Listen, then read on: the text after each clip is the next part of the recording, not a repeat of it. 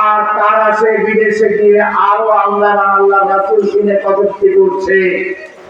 তখন এদেশের কিছু তাওহীদি জনতা আশিকে রাসূল যারা সত্যিকারে নিজের জীবনের চেয়ে আল্লাহ আল্লাহ রাসূলকে ভালোবেসেছে, জীবনের ঝুঁকি নিয়ে নাস্তিক মুরতাদদের চিরস্থায়ী ভিসা দিয়ে কবরে রাখি দিয়েছে।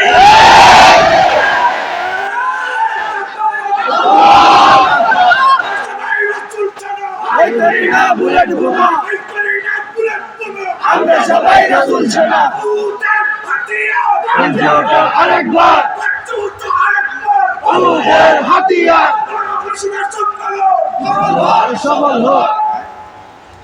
আপনারা জানেন আজকে সেই আশিকে রাসূল প্রেমের পরীক্ষা দিয়ে যারা কারাগারে বন্দী হয়েছে, আমি সহ এখনো কয়েকশো মানুষকে বন্দী করে রাখা হয়েছে। তাদের অনেককে ফাঁসির রায় শোনানো হয়েছে। একটা নয়, প্রায় ৮-১০টা পর্যন্ত ফাঁসির রায় রয়েছে। যারা আল্লাহর জন্য রাসূলের জন্য জীবনের ঝুঁকি নিয়ে এরকম নাস্তিক মুরতাদদের কবর দিয়েছিল, আজকে তারা কারাগারে বসে কষ্ট পাচ্ছে। কিয়ামতের মাঠে এই লোকগুলো যদি আল্লাহর সামনে হাজির হয়ে বলে, ইয়া রাব্বুল আলামিন, ইয়া আল্লাহর রাসূল, আপনাকে যখন গালি দেওয়া হচ্ছিল, আপনাকে যখন কটূক্তি করা হচ্ছিল, তখন আমরা তার প্রতিবাদ করেছিলাম, ওদের পাওনা চুকিয়ে দিয়েছিলাম। কিন্তু আমাদের জন্য বাংলাদেশের আশিকে রাসূলেরা, এদেশের ওলামায়ে কিরাম, এদেশের ছাত্র জনতা আমাদের জন্য কিছুই করে নাই। সেদিন আল্লাহর নবীর সামনে কি জবাব দিবে? ভাইরা আমার, আজকে আমরা এই প্রোগ্রাম করছি এমন একটি মুহূর্তে, বিশ্বের যে কোনো দিকে তাকাই একটাই চিত্র ফুটে উঠে, সমস্ত ইহুদি খ্রিস্টান নাস্তিক মুরতাদ ঐক্যবদ্ধ হয়ে মাঠে নেমেছে মুসলিম জাতির নাম ও নিশানাকে পৃথিবীর মানচিত্র থেকে মুছে ফেলার জন্য। কিন্তু মনে রাখবেন, আজকে ফিলিস্তিনি মুসলমানদের পাখির মতো গুলি করে হত্যা করা হচ্ছে, কাশ্মীরি মুসলমানদের হত্যা করা হচ্ছে, চায়নার ইন্ডিয়ানের মুসলমানদেরকে উন্মুক্ত কারাগারে বন্দী করে রাখা হয়েছে, আরাকানের মুসলিমদের বাড়িঘর পুড়িয়ে দেওয়া হয়েছে, হত্যা করা হয়েছে। লক্ষ লক্ষ আরাকানি মুসলিম আজ বাংলাদেশে আশ্রয়হীন অবস্থা রয়েছে।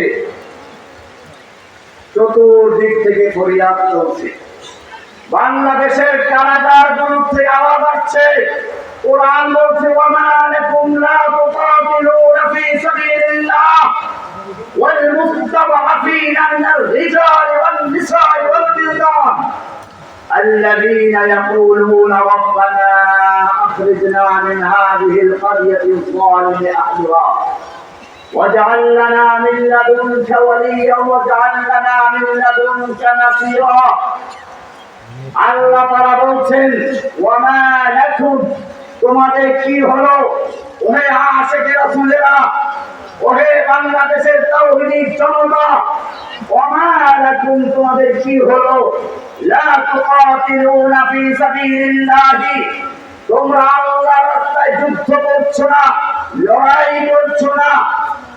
এদের জন্য ওয়াল মুস্তাদআফিনা মিনার রিজাল ওয়ান নিসা ওয়াল বিলদান, অথচ অসহায় পুরুষেরা, অসহায় শিশুরা, অসহায় নারীরা ফরিয়াদ করে বলছে, রব্বানা আখরিজনা মিন হাযিহিল ক্বরিয়াতিল যালিমি আহলুহা, হে আমাদের রব, তুমি আমাদেরকে জালিম অধ্যুষিত জনপদ থেকে রক্ষা করো।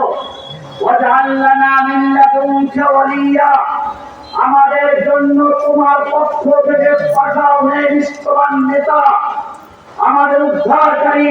ওয়াজআল লানা মিন লাদুনকা নাসীরা, আমাদের জন্য পাঠাও তোমার পক্ষ থেকে সাহায্যকারী। এই ফরিয়াদ ধ্বনিত হচ্ছে কাশ্মীর থেকে, এই ফরিয়াদ ধ্বনিত হচ্ছে ফিলিস্তিন থেকে, আরাকান থেকে, উইঘুর মুসলিমদের পক্ষ থেকে, বাংলাদেশের কারাগারগুলো থেকে। আল্লাহর ভাষায় এই ফরিয়াদের জবাব দেওয়ার জন্য তোমাদেরকে প্রস্তুত হতে হবে। তুমি ইকবাল তাই বলেছেন, মেরে তুঝে একবার তেরনি है जहां की रहबरी, खुद खुदा के नाम लेकर फिर आलम पर सालेमान। হে যুবকেরা, আবার তোমাদেরকে সেই বিশ্বের নেতৃত্ব দেওয়ার জন্য এক হাতে কোরআন আর এক হাতে তলোয়ার নিয়ে মাঝে ঝাঁপিয়ে পড়তে হবে। फिर तुझे एक बार करनी है जहां की रहबरी, खुद खुदा के नाम लेकर फिर आलम और सालिमान। আবার সেই ইসলামের ঝান্ডা হাতে নিয়ে ময়দানে ঝাঁপিয়ে পড়ো। জেনে রাখো, তোমার সামনে প্রভাব পাহাড় আসবে, পরীক্ষা আসবে। পরীক্ষা কখন এসেছে মনে রাখতে হবে। আল্লাহর রাসূল সাল্লাল্লাহু আলাইহি ওয়াসাল্লাম বলেছেন, আসাদুন নাসি বালাআন আল আনবিয়া, সবচেয়ে বেশি পরীক্ষার সম্মুখীন হন আল্লাহ সবচেয়ে বেশি নিকটবর্তী যারা।